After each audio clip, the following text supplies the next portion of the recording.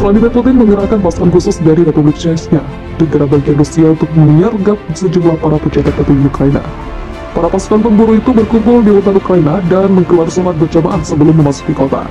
Dari video yang didapatkan dari Daily Mail, selain sholat berjamaah, pasukan khusus tersebut juga meneriakkan takbir untuk membakar semangat perjuangan mereka. Pasukan khusus tersebut diberi misi untuk membunuh atau menangkap satu set pejabat khusus Ukraina. Setiap tentara dilaporkan diberi setumpuk kartu khusus dengan foto dan deskripsi pejabat Ukraina yang menjadi target. Daftar tersebut adalah pejabat dan petugas keamanan yang dicurigai melakukan kejahatan oleh Komite Investigasi Rusia.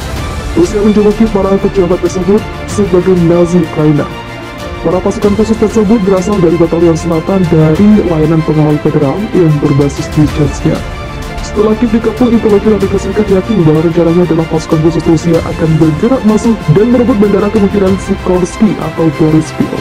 Bandara itu diprediksi akan digunakan untuk menerbangkan pasukan yang jauh lebih besar hingga 10.000 pasukan terjun payung yang akan menyerang kota itu. Tugas pasukan terjun payung adalah memasuki kota, menemukan Zelensky, menterinya, dan anggota parlemen sebelum memaksa mereka untuk menandatangani kesepakatan damai yang menyerahkan kendali negara itu kembali ke Rusia.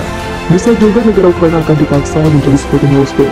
Presiden Ukraina Volodymyr Zelensky mengungkapkan kemarahannya pada penguasa barat setelah negaranya dibiarkan sendirian menghadapi pasukan Rusia yang mulai memasuki ibu kota negara Kiev.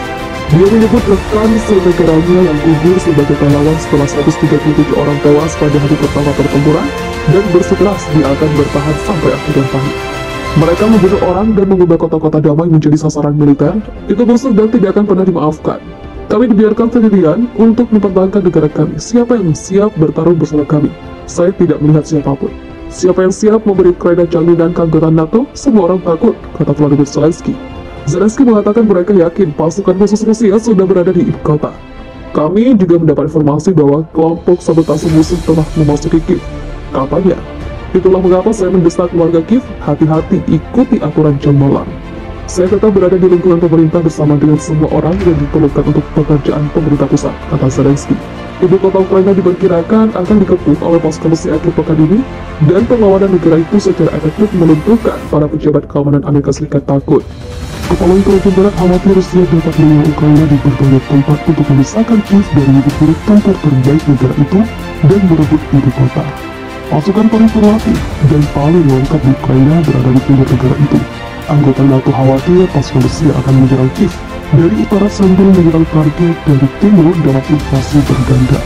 Dan ukuran kekuatan di luar Rusia yang mencakup 30.000 pasukan tempur, milik pasukan khusus Arab Spetsnaz, jet tempur Su-35 dan sistem pertahanan rudal S-400, membuat pejabat barat khawatir ibu kota Ukraina akan diserang dalam beberapa hari setelah invasi dimulai, melansir dari Express pada Selasa. Pasukan di Belarusia telah diamati bergerak lebih dekat ke perbatasan dengan Ukraina, memiliki kekhawatiran bahwa mereka sedang mempersiapkan operasi militer besar-besaran. Berbicara mengenai unit pasukan khusus Arab Spetsnaz itu dibentuk pada awal 1950-an. Untuk menjadi pasukan khusus Rusia, Spetsnaz perlu latihan keras dan memiliki mental baja. Salah satunya mereka bisa melompat kapak sembari melompat terbalik, di mana kepala berada di bawah. Tak heran, dengan latihan keras inilah pasukan Spetsnaz menjadi pejuang-pejuang yang tangguh dan memiliki kemampuan diakui dunia. Tugas pasukan Spetsnaz, khususnya di medan perang, yakni masuk ke wilayah musuh, kemudian melakukan penyerangan. Tak jarang untuk melakukan pembunuhan terhadap kapal musuh mereka. Berbeda dengan pasukan elit lainnya, Spetsnaz berada di bawah Departemen Pertahanan dan KGB, Badan Intelijen Rusia. Begitu pula dengan tugasnya, Spetsnaz lebih banyak melakukan operasi rahasia. Misalnya, memainkan peran penting dalam pembunuhan Hafizullah Amin selaku istana kepresidenan diserang serta pendudukan bandara Kabul, Afghanistan Desember 1979.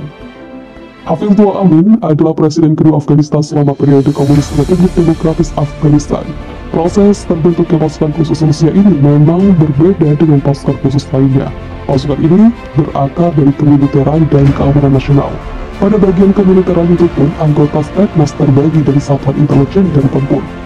Jadi tidak heran jika kiprah Spetsnaz banyak yang berkaitan dengan keamanan dalam negeri. Misalnya pada 1927 mereka menumpas gerakan musuh di Asia Tengah. Tapi dengan menurunnya pemberontakan dalam negeri sejak 1930, Spetsnaz mulai berkonsentrasi terhadap musuh-musuh Soviet di luar negeri. Selain kehebatannya, nama Spetsnaz bilang dengan lantaran jumlah anggotanya yang besar dan minimnya informasi tentang dia.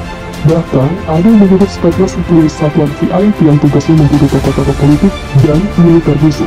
Tapi beberapa pengamat barat justru meragukan keefektifan kerja pasukan khusus ini. Jika mereka bekerja secara efektif, Soviet tak memerlukan pasukan khusus besar itu. Lepas dari itu, dari beberapa sumber disebutkan bahwa pasukan khusus ini banyak melatih pasukan-pasukan khusus di berbagai belahan dunia, seperti Republik di Suriah yang saat ini sedang digempur oleh modal-modal Amerika.